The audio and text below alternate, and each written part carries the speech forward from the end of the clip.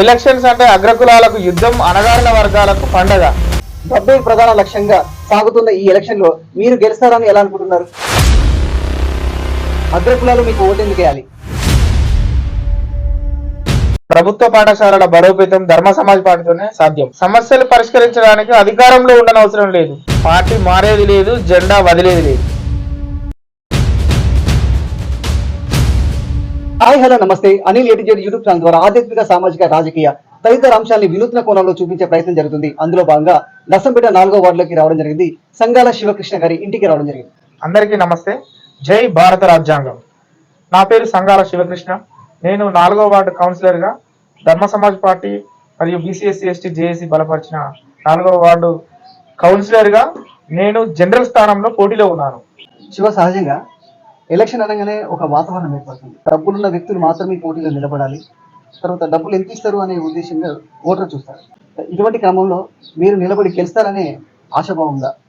నాకు ఆశాభావం ఉంది. ఎందుకు అంటే గత 10 సంవత్సరాలుగా డాక్టర్ విశారదన్ మహారాజ్ గారు బీసీఎస్సీ ఎస్టీ జాక్ ద్వారా ప్రజలందరినీ చైతన్యపరుస్తూ ప్రతి కులం యొక్క వాటా ఏంది, దేశంలో ఈ రాజ్యంలో వాటా ఏంది అనే దాని మీద అవేర్నెస్ తీసుకొస్తున్నాడు డాక్టర్ విశారదన్ మహారాజ్ గారు.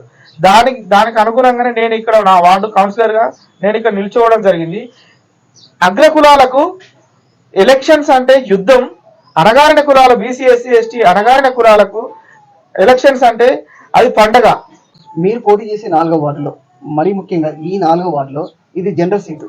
ఇక్కడ జనరల్ సీటులో ఉద్దండులు ఉన్నారని చెప్పవచ్చు. వీళ్ళందరితో మీరు కూడా ఉన్నారు కదా, వాళ్ళు ఎలా తట్టుకుంటారు? నేను ప్రజలనే నమ్ముకొని పోతున్నా, డబ్బులను నమ్ముకోకుండా నేను వెళ్తున్నా. నేను ప్రజలు నన్ను విశ్వసించి, నేను గత 5 సంవత్సరాల నుంచి 10 సంవత్సరాల నుంచి ప్రజలలో ఉంటున్నా, ప్రజా సమస్యలను తెలుసుకుంటూ నేను ఇక్కడ వార్డులో ఉన్న ప్రతి సమస్యని గమనిస్తున్నా. అంటే ఇక్కడ అంటే మళ్ళీ మనం మొదటి వచ్చినట్టుగా అనిపిస్తుంది. ప్రధానంగా డబ్బే ప్రధానం ఇక్కడ. అంటే ఇప్పుడున్న పరిస్థితుల్లో డబ్బే ప్రధానం. ఇంత షార్ట్ టైంలో మీకు సమయం కూడా లేదు కదా, అంటే జనాలు ఇంత అవేర్నెస్ చేసుకుంటూ పోతూ గతంలో కొన్ని సంవత్సరాల నుంచి చేస్తున్నారు, మీరు ఇప్పటికిప్పుడు అవేర్నెస్ అవుతూ మీ వైపు ఎలా మారుతారు? అనిల్, గతంలో బీఆర్ఎస్ పార్టీ ఇక్కడ కౌన్సిలర్ గా పోటీ చేసినప్పుడు 1500 రూపాయలు ఒక ఓటుకు పంచడం జరిగింది. అయినా కూడా ప్రజలు పార్టీని నమ్మకుండా, పార్టీ చేసే విధి విధానాలు నమ్మకుండా కాంగ్రెస్ పార్టీ వైపు ఆటోమేటిక్ గా డైవర్ట్ కావడం జరిగింది.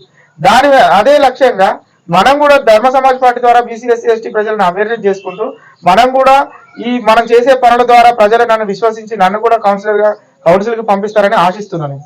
సంతోషం. అంటే మీరు గతంలో చూసుకుంటే ఇప్పటికిప్పుడు మీరు ధర్మ సమాజ్ పార్టీలోకి అంటే ఏ పార్టీ మీకు టికెట్ ఇవ్వదానా, లేకపోతే ఏ పార్టీలో నెగ్గుతో రాలేనా అనే ఏ ఉద్దేశంతో మీరు ధర్మ సమాజంలోకి వచ్చారో తెలియదు. కానీ ఇంతకు ముందు కూడా మీరు టీఆర్ఎస్ సంబంధించిన వింగ్ లో పనిచేయడం జరిగింది, వివిధ పార్టీలలో పనిచేయడం జరిగింది. వాటికి వీటికి వ్యత్యాసం ఏంటి? ధర్మ సమాజంలోకి వచ్చిన విధానం ఏంటి? టీఆర్ఎస్ పార్టీలో పనిచేయడం జరిగింది, ఎంఆర్పిఎస్ అనే సంఘంలో కూడా పనిచేయడం జరిగింది.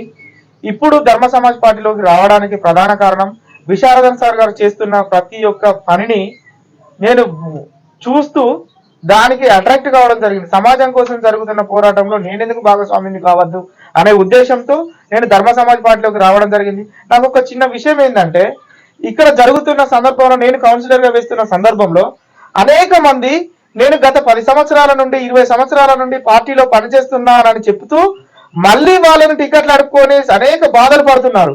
బీసీఎస్సీ ఎస్టీలు వాళ్ళ గత 10 సంవత్సరాల నుంచి 20 సంవత్సరాల నుంచి పార్టీకి పనిచేస్తున్నారు.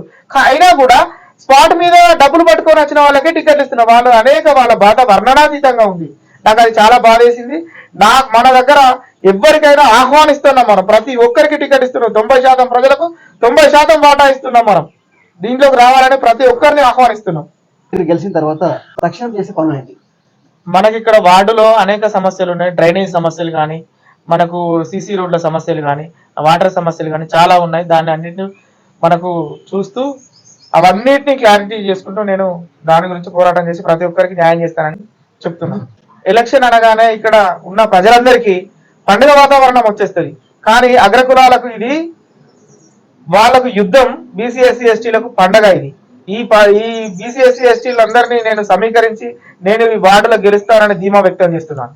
ఇంకోటి శివ, మీరు కానీ మీ నాయకులు కానీ ధర్మ సమాజ్ పార్టీ నుంచి లేదా గతంలో దళిత శక్తి నుంచి తెల్లవారు వేస్తే అగ్రకులాలు అగ్రకులాలు అగ్రకులాలు అంటూ వారిని దుమ్మెత్తి పోసినట్టుగానే ఉంటుంది. అంటే వారికి ఒక విధంగా వీళ్ళు మనల్ని కాదు, మనల్ని నేను కూడా కొంత ఇతర కులాల్లో కొంత మంచిగా ఉన్నప్పుడు వీళ్ళందరినీ కలిపి మమ్మల్ని తిరుగుతున్నారు అనే భావన ఉంది. అంటే మీ పైన కూడా ఆ ప్రభావం ఉంటుంది.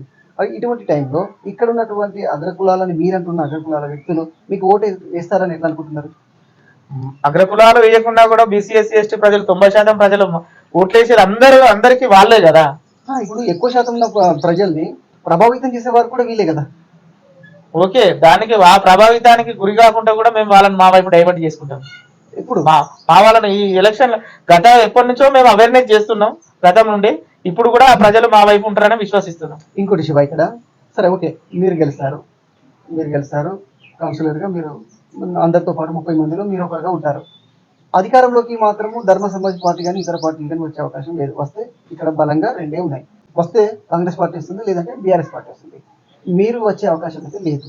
కానీ పనుల విషయానికి వచ్చినప్పుడు మీరు మా పార్టీ కాదు మీకు అని చెప్పి చిన్న చూపు చూడడము, నిధులు ఇవ్వకపోవడము, ఇక్కడ పనులు ఆపడము చేసి ఇదంతా ఎందుకు మా పార్టీలోకి వచ్చాయి అని అంటే మీరు పార్టీలోకి వెళ్తారా, లేదంటే అదే పార్టీలో ఉండి ఫైట్ చేస్తారా? మేము ధర్మ సమాజ్ పార్టీ నుండి వీడి ఎక్కడికి వెళ్ళేది లేదు. కరాఖండిగా కౌన్సిల్ ఎలక్షన్ లో ఇప్పుడున్న కౌన్సిలర్లుగా కాంటెస్ట్ చేసే ప్రతి ఒక్కరు జనాలకు అభద్రతా భావాన్ని సృష్టిస్తున్నారు. ఎందుకు అంటే ఈయన నిలబడడం వల్ల మనకి ఏం లాభం ఉంటుంది, ఈయన పార్టీ అధికారంలో లేదు కదా అని అందరికి చెప్తూ వాళ్ళను భయభ్రాంతులకు గురి చేస్తున్నారు. ఎందుకు అంటే అక్కడ కౌన్సిల్లో మున్సిపాలిటీలో అందరికి సమాన వాటా వస్తుంది. అందులో 30 వార్డులు ఉంటే 30 వార్డులకు ఎవరి వార్డుకు సంబంధించిన వాటా వాళ్ళకు వస్తుంది. దాంట్లో పార్టీ గురించి కానీ మనకు అధికారం గురించి కానీ అవసరం లేదు. కానీ ఎవరు చెప్పినా కూడా వినకుండా ప్రజలందరూ విశ్వసించాలని కోరుతూ పార్టీ మారేది లేదు, జెండా విడిచేది లేదు. పార్టీ మారేది లేదు, జెండా వదిలేది లేదు అంటున్నారు. గతంలో చూసుకుంటే మీరు బీఎస్పీలో ఉన్నారు, టీఆర్ఎస్లో ఉన్నారు, తర్వాత ఎంఆర్పిఎస్లో ఉన్నారు, వివిధ సంఘాల్లో కూడా పనిచేసిన దాఖలు కూడా ఉన్నాయి. ఇటువంటి మీరు అంటే మీ స్వార్థ ప్రయోజనాల కోసం మారుతున్నట్టుగా అందరు రాజకీయ నాయకుల్లాగా మీరు కూడా అనిపిస్తున్నారు. అట్లాంటిది ఏం లేదండి. గతంలో కూడా మేము అన్ని సామాజిక వేదికలలోనే పనిచేయడం జరిగింది. కుల సంఘాలలో కూడా మా కులానికి సంబంధించిన వేదికలో పనిచేసినాం. అలాగే తెలంగాణ ఉద్యమానికి కూడా పనిచేసినాం. తెలంగాణ ఉద్యమంలో నీళ్లు నిధులు నియామకాలు అని చెప్పారు, కానీ మాకు ఇప్పటి వరకు కూడా ఏమి జరగలేదు. దాని ద్వారానే మాకు సంబంధించిన బీసీ ఎస్సీ ఎస్టీకి సంబంధించిన డాక్టర్ విశారదన్ మహారాజు గారి వేదిక రాగానే దాంట్లోకి మేము ఎంటర్ అయ్యి దాని ద్వారా మేము రాజ్యాధికారానికి పోవడానికి సిద్ధంగా ఉన్నాం. ప్రధానంగా చెప్పండి శివ, సూటిగా మీరు కౌన్సిలర్గా గెలవడమే లక్ష్యమా, లేదంటే మీ ఉద్దేశాలు జనాలకి వెళ్ళడం లక్ష్యమా? నేను కౌన్సిలర్ గెలుస్తూ అనేక మందికి మన యొక్క ఐడియాలజీని వాళ్ళ గ్రౌండ్ స్థాయికి తీసుకెళ్ళాలనేది మా లక్ష్యం. అంటే ఇక్కడ పరస్పర విరుద్ధంగా అనిపిస్తుంది శివ. ఎందుకంటే పరస్పర విరుద్ధం అంటే కౌన్సిలర్గా పోటీ చేయాలంటే అదొక సెక్షన్, అదొక విధానం.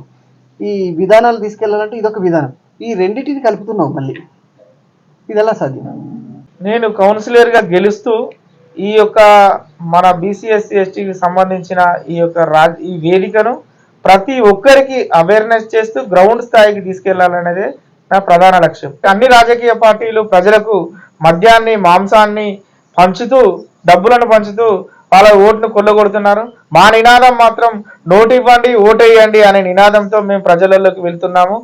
మేము డబ్బు పంచలేము, కానీ బీసీ ఎస్సీ ఎస్టీ మైనారిటీ ప్రజలకు రాజ్యాధికారం వైపు ప్రయాణించడానికి కావలసిన జ్ఞానాన్ని పంచుతూ ముందుకు వెళ్తానని ఈ సందర్భంగా తెలియజేస్తున్నాను. అందరికీ జై భీమ్. స్వాతంత్రం వచ్చి 77 సంవత్సరాలు అయినప్పటికీ గతం నుంచి ఇప్పటి వరకు రాజకీయాలు అంటే ఇవి, ఓటర్ అంటే ఇది అనే ముద్ర పడిపోయింది. అటువంటి భ్రమల నుంచి, అటువంటి కోణం నుంచి బయటకు వస్తూ ధర్మ సమాజ్ పార్టీ అంటే ఏంటి, నేను గెలిచి చూపిస్తాను అంటున్న శివగారికి ఆల్ ది బెస్ట్ చెప్తూ, అనిల్ ఏటి ఇటువంటి వ్యక్తులు గెలవాలని మనస్ఫూర్తిగా కోరుకుంటున్నాను. Thank you.